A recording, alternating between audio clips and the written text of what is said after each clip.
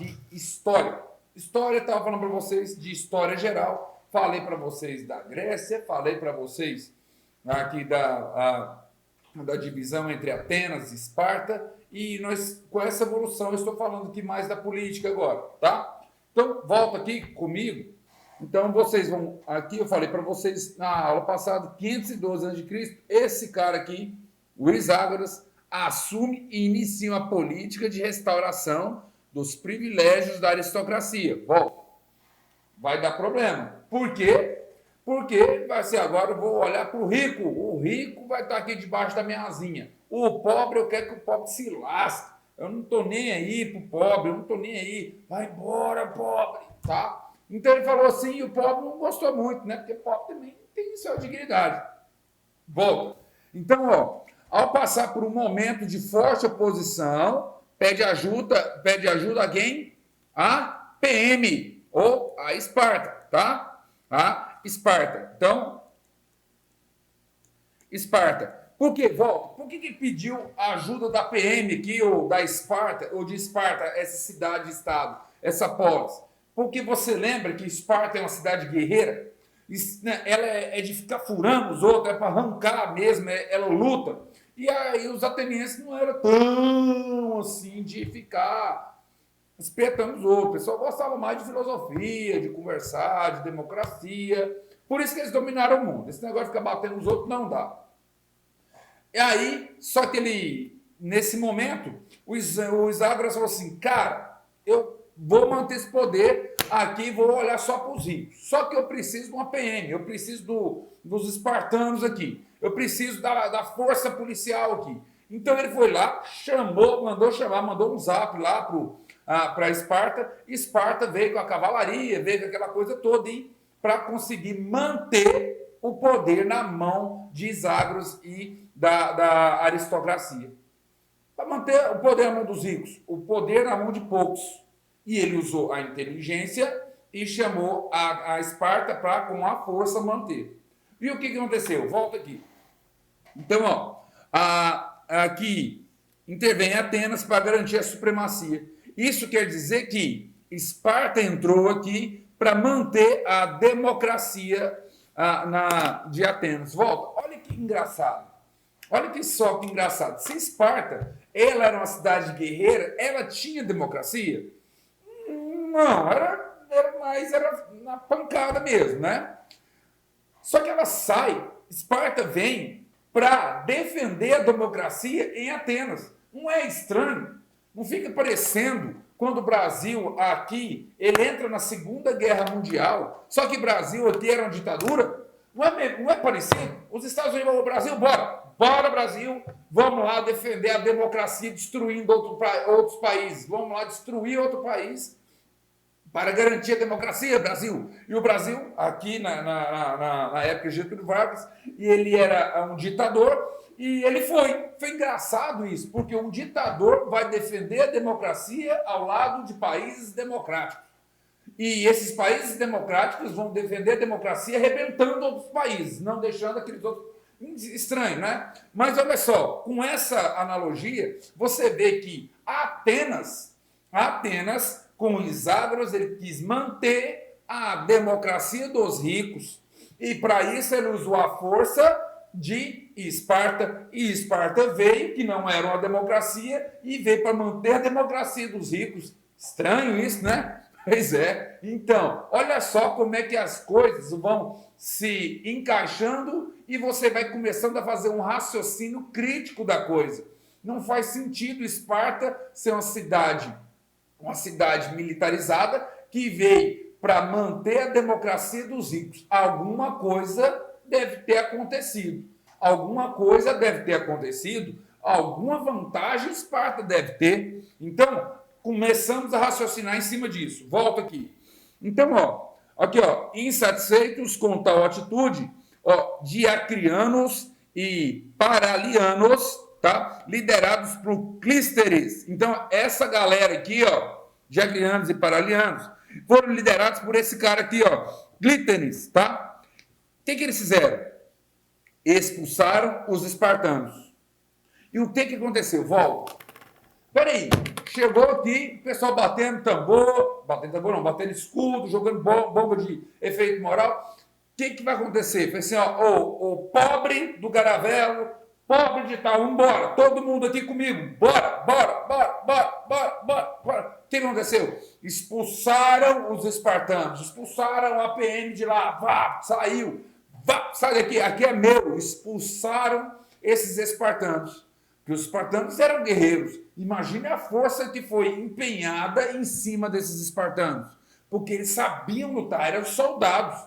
Então quer dizer que nem Esparta aguentou o ataque do povo.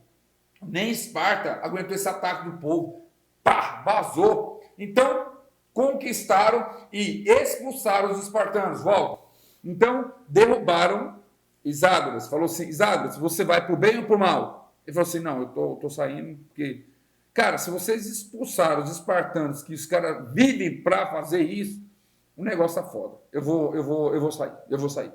Então, esse Clítenes, desculpe, ele liderando essa galera de pobre aqui, ó, os diacrianos e os paralianos, volta. Isso é nome de pobre, não é? Nossa, isso é nome de pobre. Porque você vê o nome do... Pô, isso é nome de pobre. Aristocracia. Viu, pobre? Rico. Aí você vê diacrianos, paralianos, garavelianos, tá vendo? Madre-germanianos, entendeu? Aparecidenses, tá vendo? Isso é tudo nome de pobre. Então a gente é forte. Se a gente se juntar, nós somos fortes. Então aqui, amigos, olha só. Aqui foi a mesma coisa. Nós, os pobres, as pessoas pobres, quando eu digo, pobres sem a atenção do Estado, que o Estado deixou de lado, nós nos revoltamos. Nós falamos assim, não, vamos nos juntar, porque junto todo mundo é mais forte. E tiramos esse pessoal dali e tomamos o poder. Volta. Então, ó, derrubaram os Iságoras. Após esse episódio, Clístenes assume o poder, Clístenes, tá? Assume o poder e realiza reformas. Olha só, entre elas, a divisão territorial. Olha só o que esse cara fez, ó. Ele falou assim, é difícil da gente governar assim. Então, vou fazer o seguinte, eu vou fazer uma divisão territorial em 3 regiões, ó. Olha o que ele fez, ó. Ele falou assim, vou dividir em 3 regiões. A região litorânea, eu vou fazer uma divisão com a região da citadina e interioriana. Aqui, ó, citadina e também interioriana. Só para a gente ilustrar nada. Ilustrar. Olha só, ele fez a divisão, sabe por quê? Volta. Porque fica mais fácil de governar em regiões. Olha para o nosso país hoje. Região Sul, Centro-Oeste, Sudeste, Norte, Nordeste. Não é muito parecido. Tá vendo? Naquela época, ele dividiu regiões. Como é que é dividido nosso país mesmo? Norte, Sul, Sudeste, Nordeste, Centro-Oeste. Olha o que esse cara fez naquela época. Então, essa coisa de dividir os países, não é agora não, meu amigo. Não acha que, agora... Aquela época o pessoal era atrasado. Naquela época o pessoal pensava, né? Pensava em muito. Então, volta.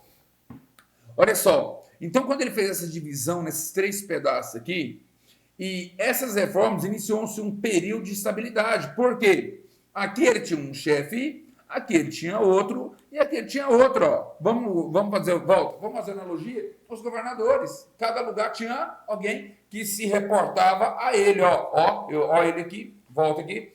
Então, ó, ele governava e dividiu em 3 regiões. Volta. Não fica mais fácil?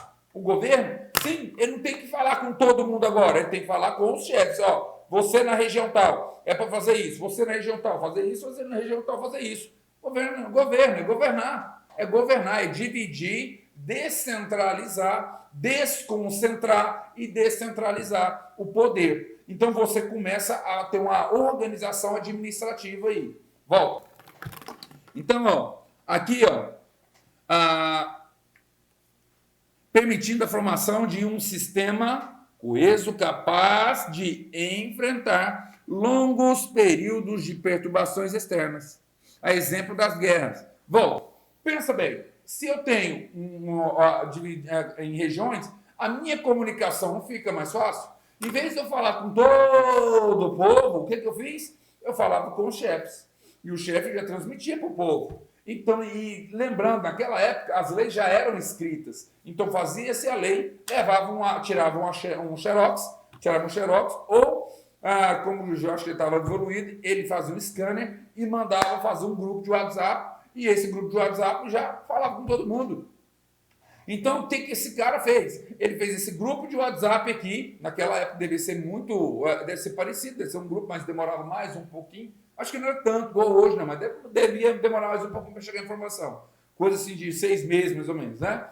Mas a informação chegava por esse grupo que ele tinha lá de WhatsApp lá. Então, esse grupo que ele fez de essa três divisão litorânea, central e interiorana, ele dividiu Atenas assim, dividiu toda a Atenas assim e falou assim, ó, tá dividido, então era mais fácil de trabalhar. E assim ele começou a fazer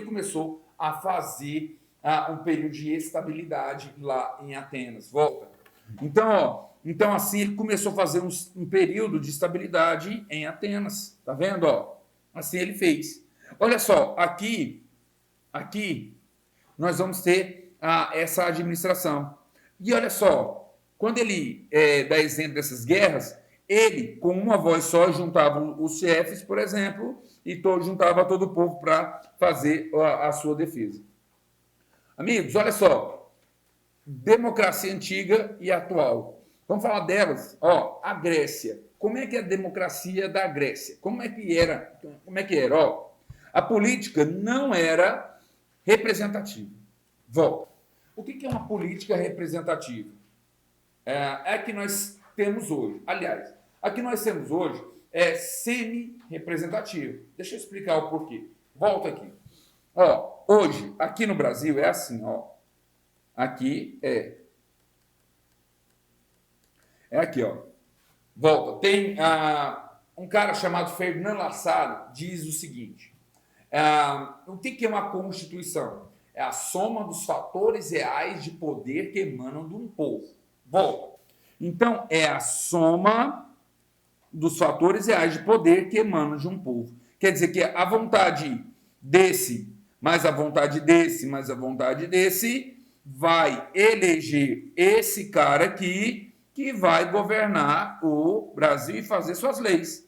Então, a soma dos fatores reais de poder que emanam de uma sociedade. Então, quando você abre a Constituição, no artigo 1º, parágrafo único da Constituição Federal, você vai ver assim, ó, todo o poder emana do povo, que vai ser feito através dos seus representantes. Então, com isso, você vai ter uma república semi-representativa. Por que semi-representativa? Porque aqui todo o poder emana do povo, mas quem vai fazer o exercício? Os seus representantes. Mas algumas horas o povo vai fazer diretamente através do voto, plebiscito, referendo. Então aqui é uma semi-representatividade, porque aqui todo o poder emana do povo, mas em alguns momentos todo o poder emana do povo, que vai ser feito pelos seus representantes, mas em alguns momentos o povo escolhe diretamente, que é através das eleições diretas, através do referendo, plebiscito. Então, referendo no Estatuto do Desarmamento, plebiscito quando foi para separar o Estado do Pará. Então, o povo escolheu diretamente. Então, aqui nós temos uma democracia semi-representativa ou semi-participativa. Então, aqui na Grécia, na Grécia não era representativa. Por que não era? Não tinha essa burocracia atual que eu mostrei aqui para vocês, ó, com funcionários públicos nomeados para aquele fim. Não tinha funcionários públicos nomeados para aquele fim. Era o próprio povo mesmo. Diretamente ele decidia. Hoje, é o povo vai lá, vota, escolhe os seus representantes, que eles vão decidir. Naquela época não tinha essa burocracia. Vou eleger um deputado, vou eleger um governador, vou eleger um presidente, vou eleger um senador. Não tinha isso, porque era pequenininho, também não era dessa monstruosidade que é hoje. Então aqui na Grécia não era uma política representativa. Ali era uma democracia direta. Então não era uma democracia indireta, era direta. Aqui no Brasil hoje ela é semidireta. Por quê? Porque o povo escolhe os seus representantes, mas em alguns casos e algumas hipóteses ele pode fazer diretamente. Isso, amigos, está previsto no artigo 14 da Constituição Federal. Volta. Então, a base da democracia é a igualdade de todos os cidadãos. Então, aqui realmente vem aquela ideia de todos são iguais perante a lei.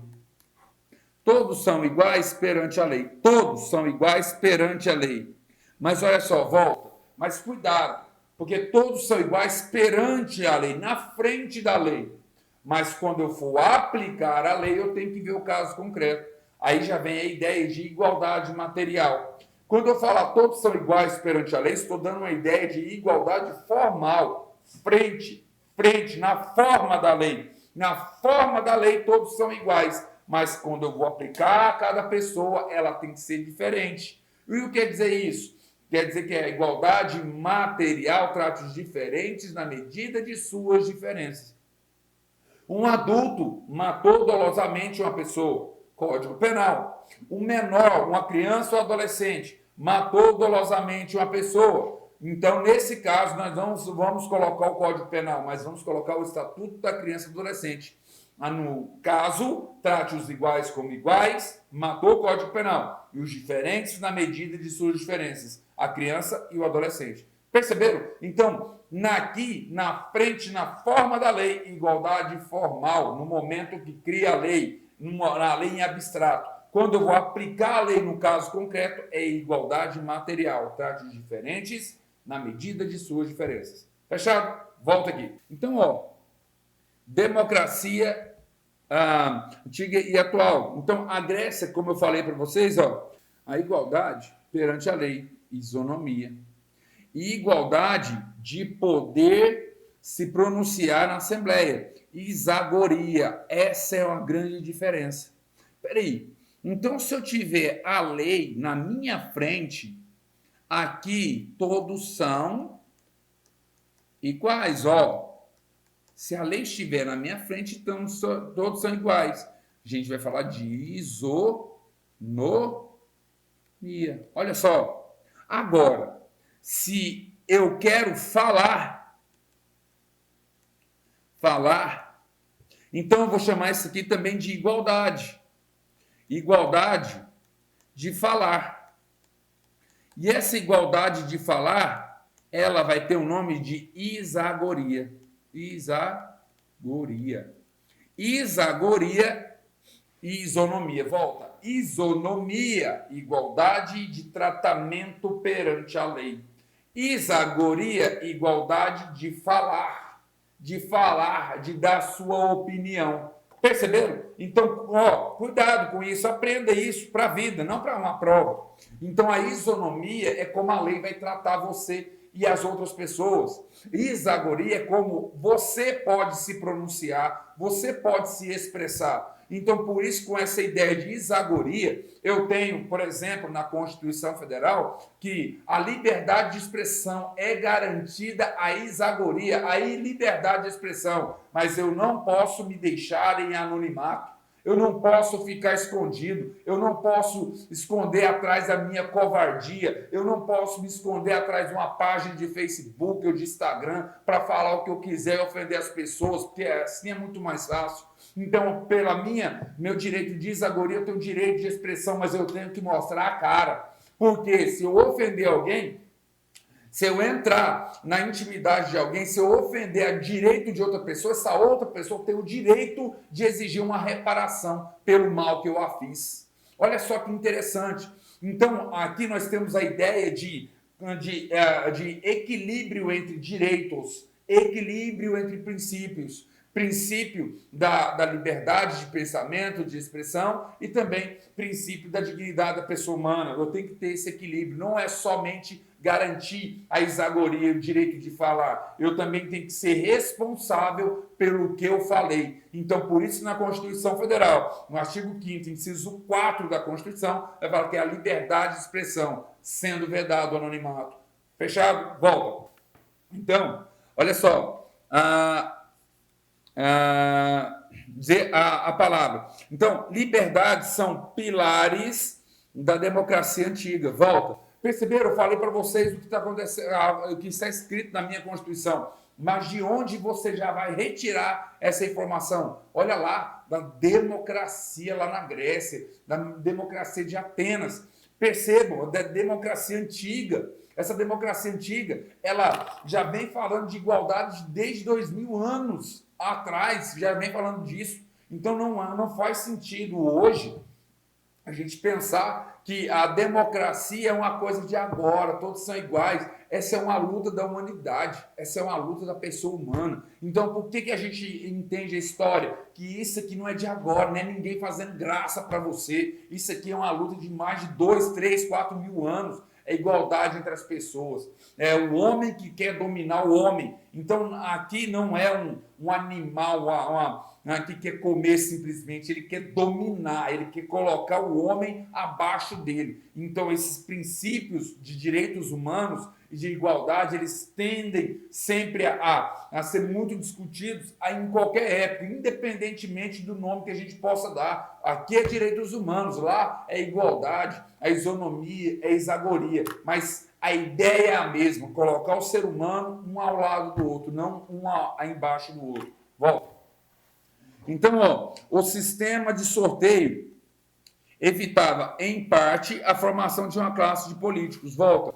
Lembra que eu te falei que não tinha essa burocracia que tem hoje? Sorteava, vai lá, você, pronto, agora é sua vez de governar o Estado. Então, era o povo mesmo fazendo. O Brasil tem isso hoje, será? O Brasil tem esse tipo de sorteio?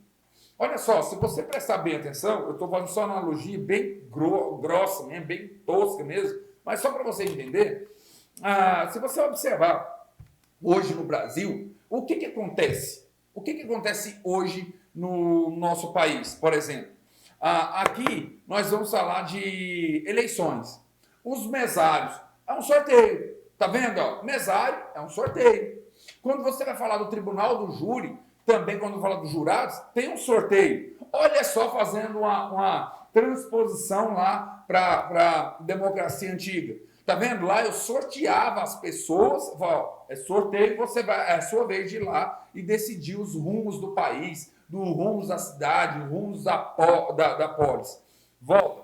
Então, ó, aqui é para justamente não ter uma classe de políticos profissionais que atuassem de maneira separada do povo. Isso quer dizer, volta, é diferente do que acontece aqui. Hoje nós temos políticos profissionais, ou seja, não quer trabalhar mesmo. Então, brincadeira, eles trabalham muito aqui no Brasil, desculpa, é brincadeira. Lógico que eu estou fazendo só para ilustrar, aqui no Brasil eles trabalham muito mesmo, ninguém quer, ele quer realmente defender o povo. Era igualzinho lá, só que não. Então lá, queria-se evitar essa profissionalização do político. Aqui no Brasil, o político também não é um profissional. O cara não tem que ter nenhum curso técnico. A única coisa que tem que saber é escrever e ler. Sabe escrever e ler, pode se candidatar. Então, eu não sei qual é a finalidade disso, mas dizendo que é para democratizar a coisa. Então, por que para entrar na polícia militar o cara tem que ter curso superior, né? Para entrar tem que ter curso superior. Eu não entendo isso. Mas a democratização, ela começa dando escola para todo mundo. E aqui é a diferença. Porque lá não tinha a profissionalização do político, porque senão você ia afastar a política do povo. Aqui não, o político é profissional, aqui você não tem essa proximidade do político, a não ser de 4 em 4 anos, por motivos óbvios, né? Volta aqui. Então, ó, procurando fazer com que qualquer um se sentisse apto a manejar os assuntos políticos. se eliminando da alienação política dos indivíduos. Volta. Percebeu? Era para isso. Era para isso, ó. Qualquer um podia falar de política. Ó, eu vou para lá e vou tentar mudar uma parte aqui que ninguém viu. Ninguém viu que aqui, ó, precisava de uma praça. Ninguém viu que precisava de um colégio. Agora eu vou lá, levar, ó, precisa de um colégio lá. Opa, vamos lá ver. Ó, realmente precisa de um colégio lá. Porque agora, se eu coloco o poder, a decisão na mão dos mesmos sempre, os problemas, eles sempre serão os mesmos. Eu quero ter mais problemas. Eu adoro ter problemas, porque se eu tiver só com os mesmos, e os outros que estão escondidos, ninguém vai ver. Por exemplo, época de doença, de pandemia, de não sei o quê, todo mundo olhou para a pandemia, olhou para a saúde, esqueceu da segurança pública, esqueceu da economia, esqueceu que as pessoas têm que continuar a vida, esqueceram da segurança social. Agora, preocuparam somente com uma coisa, com a saúde, leito e UTI. Esqueceram que a população não é só isso. Perceberam? Então é isso que é democratização lá de antigamente. O povo, ele mesmo olha e decide o que ele tem que fazer. E assim você fica com um governo mais justo. E assim você consegue colocar a pessoa não profissional politicamente, mas você trazendo o povo realmente comandando o povo. E isso acontecia lá, que não acontece aqui hoje. Tudo bem? Volta. Então, ó, uma vez por ano, os demos, né, sorteavam 50 cidadãos para apresentarem no Conselho Bolê, que governava a cidade em caráter permanente. Então, ó, como eram 10 demos, eles denominavam-se Conselho dos 500. Por quê? Sorteavam 50 cidadãos. Então, esses 10 aqui, cada um sorteava 50. Então, era o Conselho dos 500. Esses 500 deputados, volta, perceberam? 500 deputados. Quantos deputados nós temos hoje? 513 no Congresso Nacional. Olha só. E lá eram quantos? 500 deputados. Quantos temos hoje aqui no Congresso? Lá na Câmara dos Deputados, 513. Aqui no Brasil nós conseguimos colocar 13 a mais. Então, ó, eram sorteados pelos 50 que formavam o conselho responsável pela administração da cidade, por 35 ou 36 dias. Volta, 35 ou 36 dias. Então, durante um mês e 5 dias ou 6 dias, essas pessoas governavam a cidade. Tá vendo? Era muito rápido. Era muito mais, era o fato de você olhar todos os problemas, que era muito rápido, as pessoas eram trocadas o tempo inteiro, então você via os problemas de uma forma mais ampla, não demorava 4 anos, 8 anos para fazer. Então, cada um dos termos era chamado, alternativamente, a responder os assuntos da polis durante certo período. O Conselho determinava a pauta das discussões, bem como a convocação das Assembleias Gerais Populares, a Eclésia, tá? Que se realizavam 2 vezes por semana. Volta, 2 vezes por semana eles se encontraram. É mais ou menos como o pessoal trabalha hoje, isso aí parece, né? Mais ou menos os parlamentares vão 2 vezes trabalhar lá. Não quer dizer que eles não estejam trabalhando fora, só que 2 vezes por semana eles se encontravam para fazer as deliberações. Ok? Fechado? Então, olha só que legal que é isso, você fazer essas comparações. Certo? Vamos tomar água? Daqui a pouco a gente volta.